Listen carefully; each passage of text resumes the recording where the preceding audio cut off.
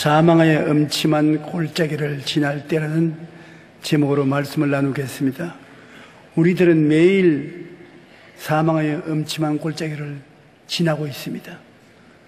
이 땅 자체가 사망의 음침한 골짜기가 되어 있기 때문인 것입니다. 죄의 값은 사망인데 예수님 없이는 우리 모두가 다 죄인이요 죄인은 하나님 앞에 서지 못하니 어두운 컴컴한 죽음의 골짜기를 걸어갈 수밖에 없습니다. 예수님께서 나는 세상의 빛이라고 하셨는데 예수님을 등진 사람들은 사망의 음침한 골짜기를 지나가고 빛을 볼 수가 없습니다. 우리 모두는 세상에 살면서 사망의 음침한 골짜기를 지나가는 체험을 반드시 하게 되는 것입니다. 왜냐하면 하나님께서는 당신의 백성들을 희망이 없는 좌절의 골짜기를 지나게 하므로 그 체험을 통해서 정말 우리가 하나님을 사랑하고 믿는가를 깨닫게 해주시고 소망의 근원 되신 하나님이 얼마나 우리에게 중요하다는 것을 알게 만들어 주시려고 하는 것입니다. 우리가 하나님의 도우심을 알고 예수님이 우리의 구주 되심을 알기 위해서는 우리 인생의 밤을 지나가 봐야 하는 것입니다. 밤의 체험이 없는 사람은 하나님의 은혜의 체험도 가질 수가 없는 것입니다. 사람들은 온갖 거짓된 빛을 만들어서 그 빛 아래서 기뻐하지만은 인조 광택은 얼마 안 있으면 다 사라져버리고 마는 것입니다. 독일의 신학자 마르틴 루터는 시련이 없고 모든 것이 순조로울 때가 가장 위험한 때다. 다 편안할 때는 새벽 기도도 뭐 안 해도 괜찮다. 수요일 날은 빼먹어도 괜찮다. 주일 날도 어지간하면 안 가도 괜찮다. 왜? 하나님의 도우심이 필요 없기 때문에 그런 것입니다. 고난이 있으면 새벽에 교회 나가지 말라 해도 나갑니다. 괴로우니까. 산기도를 가고 기도원도 가고 주님께 부르시는 것은 도움이 필요하기 때문인 것입니다. 시련과 고난이 없으면 참 소망 되신 하나님을 잊어버리고 살기가 쉽습니다. 그런데 고난을 당하면 빛과 소망 되신 하나님을 간절히 찾게 되는 것입니다. 목마른 사람이 물을 찾고 배고픈 사람이 밥을 찾지, 환난과 고난 중에서 하나님의 도움이 필요한 사람이 하나님을 간절히 찾게 되는 것입니다. 우리는 고난 당할 때야 비로소 하나님이 얼마나 귀중하고 필요한 분이시라는 것을 깨달아 알게 되는 것입니다. 여러분, 이 세상에 우리가 빛은 하나님밖에 없다는 것을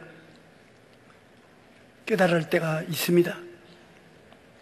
왜 빛은 하나님밖에 없느냐? 빛이란 말은 비유로 말씀하신 것인데 빛은 소망을 말하는 것입니다.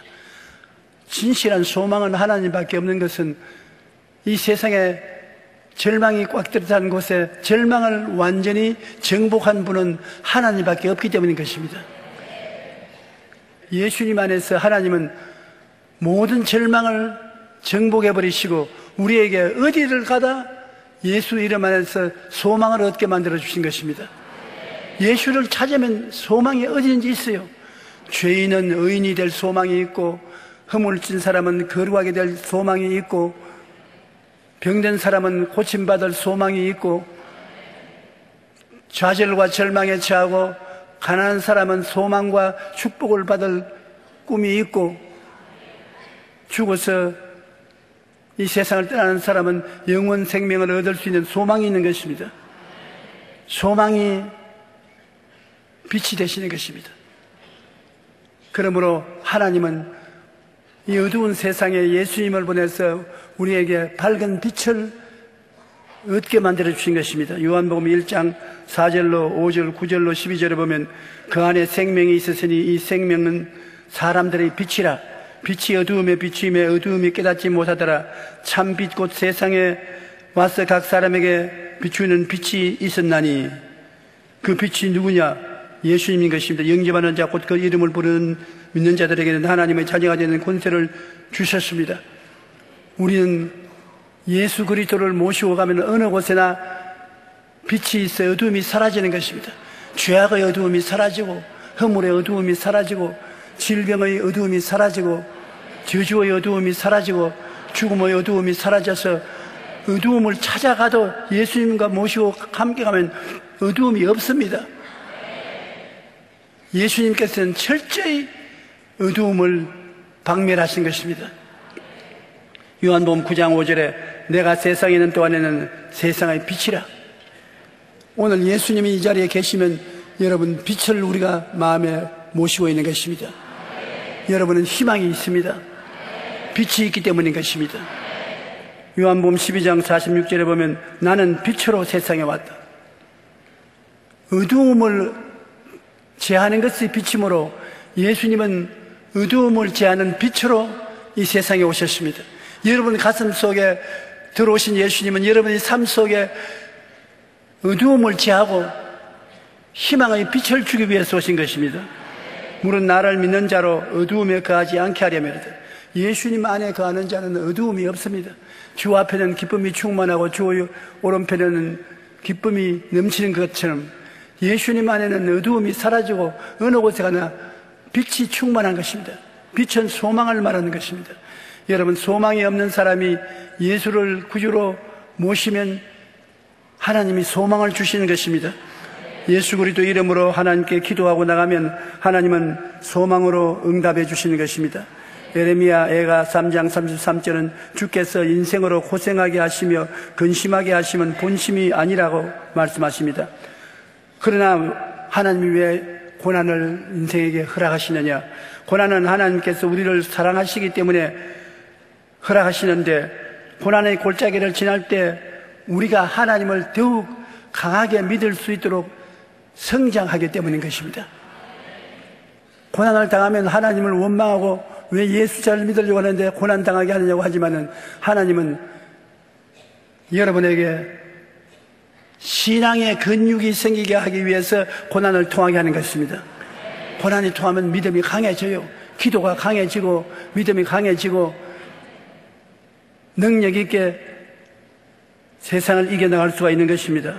17세기 영국의 신학자 토마스 아담스는 그대에게 시련을 주는 것은 무엇이나 그대의 유익으로 계산하라. 시험이 오거든 이건 내 유익으로 플러스 계산하라는 것입니다. 하나님의 사랑을 믿고 나아가면 고난이 변하여 복이 되는 것입니다. 사망의 엄청난 골짜기를 지나면 우리가 늘 알아야 될 것은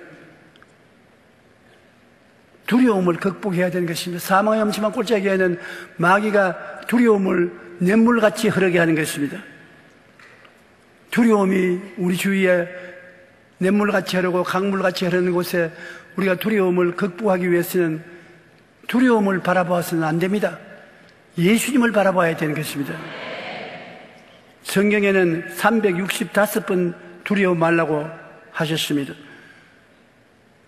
시편 23편 4절에 내가 사망의 엄청난 골짜기로 다닐지라도 해를 두려워하지 않을 것은 주께서 나와 함께 하심이라. 주의 지팡이와 막대기가 나를 안위하시나이다.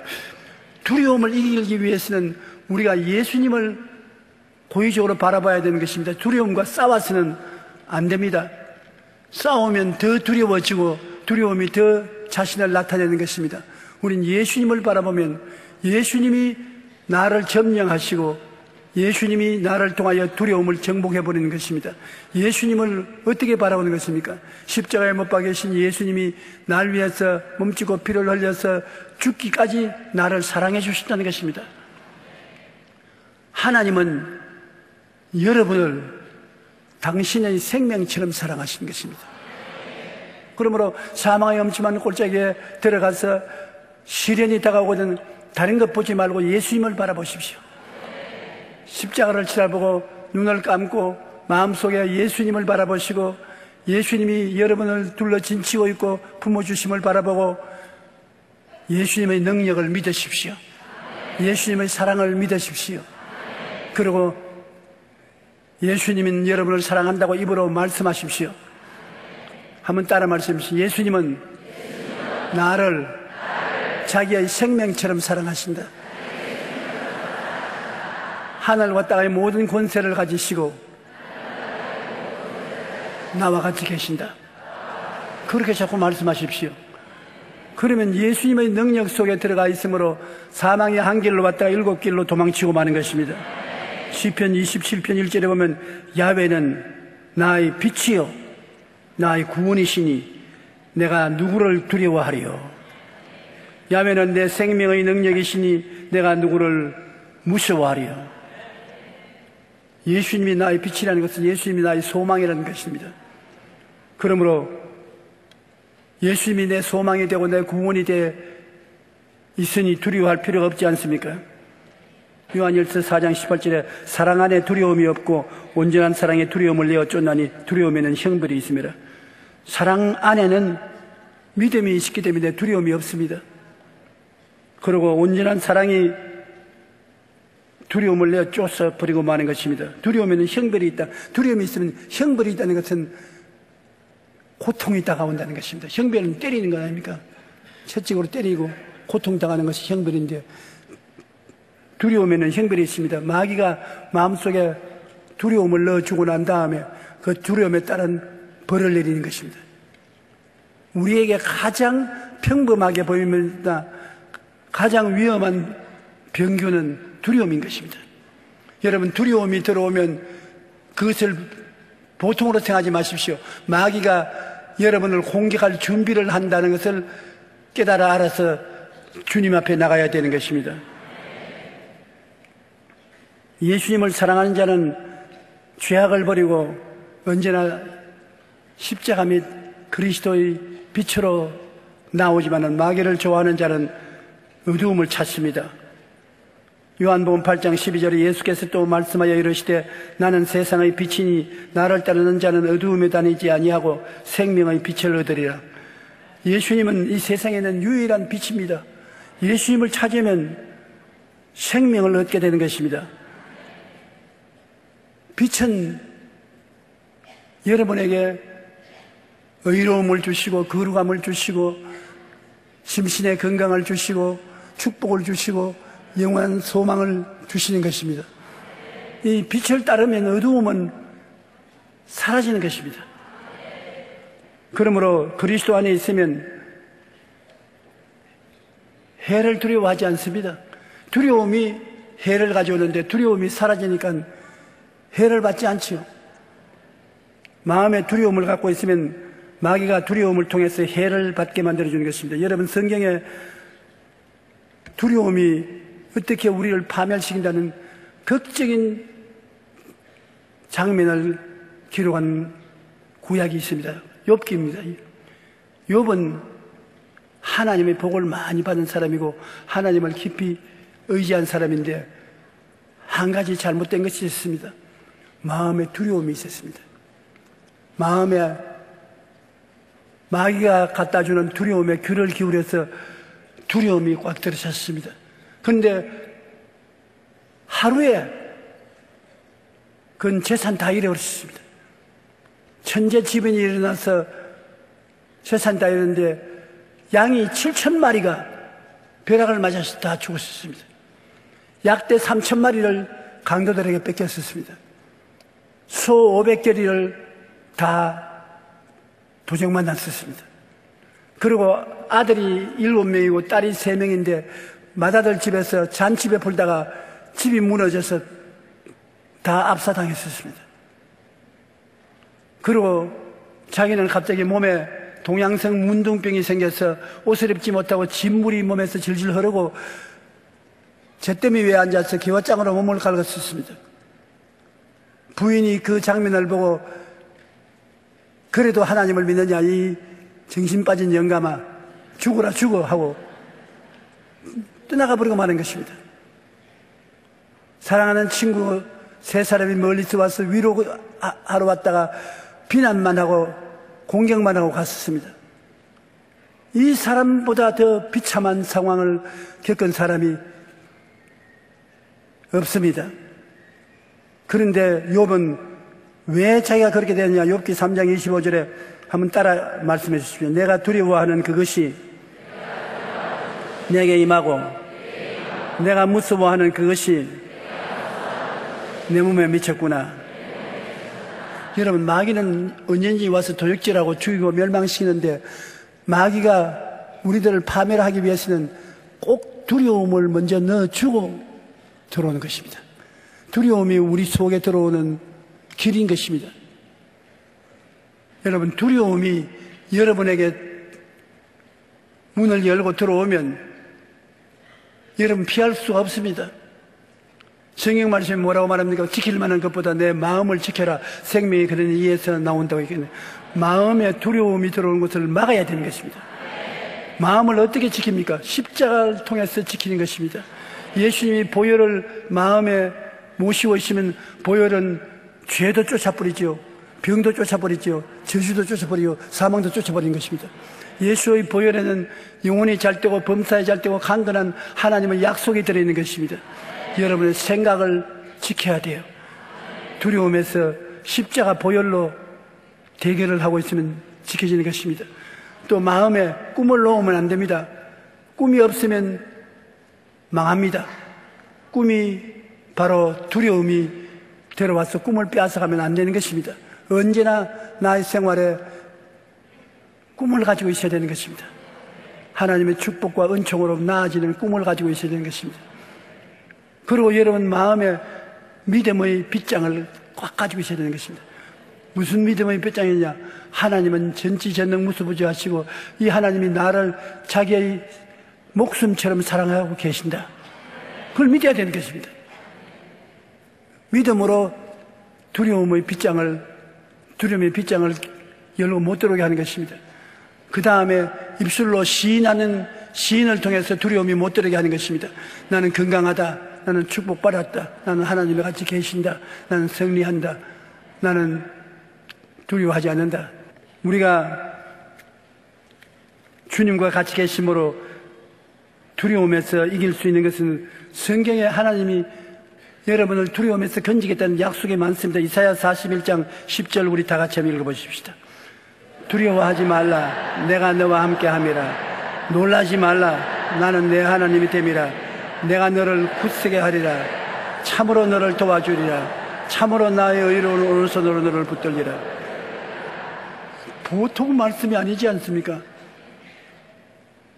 하나님께서 이처럼 우리를 보장해 주어서 두려워하지 말라고 말하는 것입니다. 이사야 43장 1절로 3절도 우리 같이 한번 읽어보십시다. 너는 두려워하지 말라. 내가 너를 구속하였고 내가 너를 지명하여 불렀나니 너는 내 것이라. 내가 물 가운데로 지날 때 내가 너와 함께 할 것이라. 강을 건널 때 물이 너를 침몰하지 못할 것이며 내가 불 가운데로 지날 때 타지도 아니할 것이요 불꽃이 너를 사라지도 못하리니 대전하는 야훼 내 하나님이요 이스라엘의 거룩한 이요 내 구원자이심이라.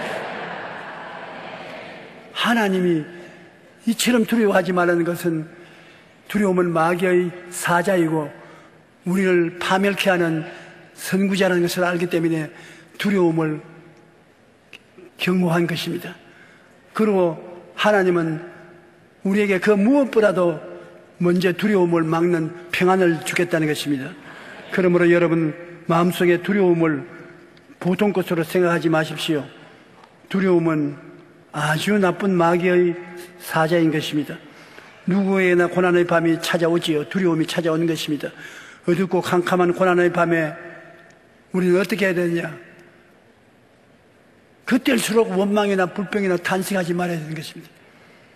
원망이나 불평이나 탄식하면 두려움에 보태어서 더 큰 불행이 다가오게 되는 것입니다. 고난의 밤이 여러분에게 다가오거들랑 기도하고 오히려 고난을 감사하고 찬양하십시오. 하나님이 우리 고난을 통해서 은혜를 주시기 위해서 섭리할 때가 많습니다. 고난은 하나님이 같이 계시면 고난과 그 동등 이상의 축복으로 변화되게 되는 것입니다. 하나님은 그런 신기한 기적을 베푸는 것입니다. 고난당하면 고난과 동등 혹은 그 이상의 축복을 하나님이 우리에게 주시는 것입니다. 그렇기 때문에 고난 다가올 때 기도하고 감사하고 찬양하면 모든 묶인 것이 풀어지고 믿음의 평안을 우리가 얻게 되는 것입니다. 예수님이 이 땅에 종교를 주러 온 것이 아닙니다. 예수님이 오신 것은 마귀에 묶여있는 우리에게 해방을 주고 자유를 주기 위해서 오신 것입니다. 예수님은 참 좋은 하나님이신 것입니다. 마귀의 나라 지배권에서 해방시켜 주시는 것입니다. 마귀의 묶임에서 해방을 시키는 것은 골로새서 1장 23절에 그가 우리를 흑암의 권세에서 건져내사 그 사랑의 아들 나라로 옮기시다. 마귀의 나라에서 건져내가 하나님 사랑의 아들 나라로 옮겨서 시민권을 바꾸어 주시는 것입니다.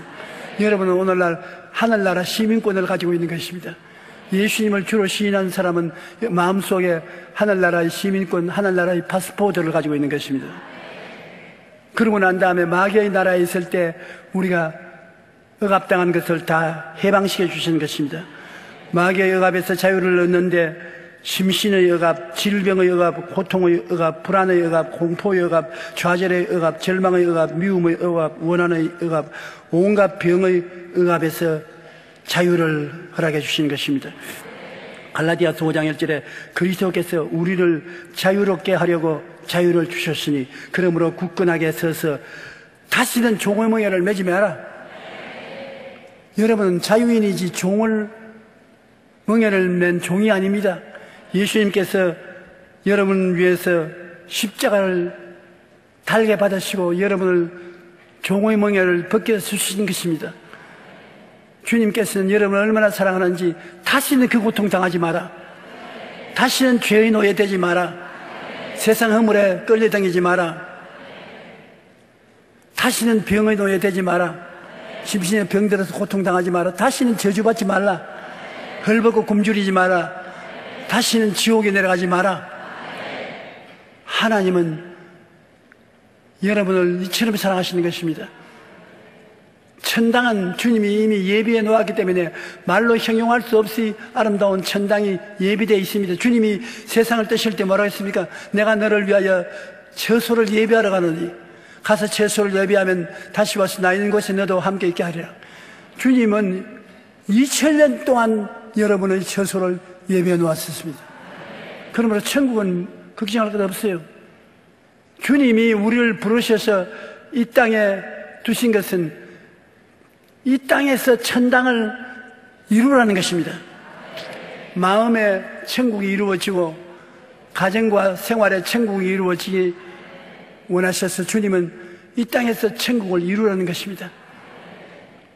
예수님은 이 땅에 오셔서 우리 가운데 무엇을 해갔다는 천국을 선언하신 것입니다. 예수님은 천국 복음을 우리에게 선언했었습니다. 오늘 교회가 무엇하는 곳인지 들어보세요. 예수께서 그 자라나시고 나사렛에 이르사 안식일에 늘 하시던 대로 회당에 들어가서 성경을 읽으려고 서심해 선지자 이사야의 글을 들이거늘 책을 펴서 이렇게 기록된 데를 찾으시니 곧 주의 성령이 내게 임하셨으니 이는 가난한 자에게 복음을 전하게 하시려고 내게 기름을 부으시고 나를 보내사 포로된 자에게 자유를 눈먼 자에게 다시 보게 함을 전파하며 눌린 자를 자유케 하고 주 연회의 해를 전파하게 하려 하심이라 하였더라.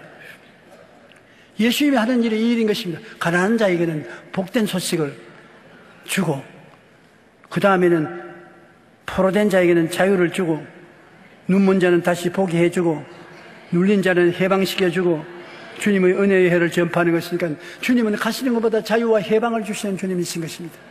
예수님은 세상의 빛으로 보내심을 받았습니다. 빛은 우리에게 생명을 주고 소망을 주며 기쁨과 즐거움을 주시는 것입니다. 산천초목은 다 빛을 받아서 사는 것입니다. 우리 양식은 햇빛이 만들어내놓은 약물인 것입니다. 그러므로 육체는 빛을 먹고 살고 영적으로도 예수님의 말씀을 먹지 않고 살 수가 없습니다. 예수님만이 우리의 생명인데 그 안에 생명이 있으니 이 생명은 사람의 빛이라고 말한 것입니다.